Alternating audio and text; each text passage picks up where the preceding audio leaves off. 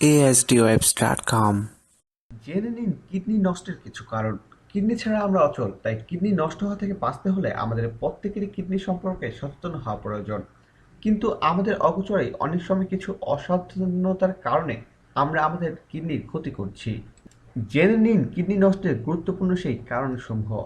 প্রস্রাব আটকে রাখা, পর্যাপ্ত পরিমাণে পানি পান না করা, অতিরিক্ত লবণ খাওয়া, যে কোনো সংক্রমণের দ্রুত চিকিৎসা না করা, মাংস বেশি খাওয়া, প্রয়োজনের তুলনায় কম খাওয়া, অপরিমিত ব্যথায় ওষুধ সেবন, ওষুধ সেবনে অনিয়ম, অতিরিক্ত মদ খাওয়া, পর্যাপ্ত asdwebs.com। পরিমাণ বিশ্রাম না নেয়া। মানবদেহের বিভিন্ন অঙ্গের মতো কিডনিও আমাদের জন্য গুরুত্বপূর্ণ। কিডনিকে মানবদেহের ফিল্টার বলা হয়, কারণ কিডনি শরীরের পানি ফিল্টার করে আমাদের সুস্থ রাখতে সাহায্য করে। কিডনি যদি নষ্ট হয়ে যায় তাহলে বেঁচে থাকা আর সম্ভব নয়। তাই নিয়ম করে শরীরের যত্ন নিন।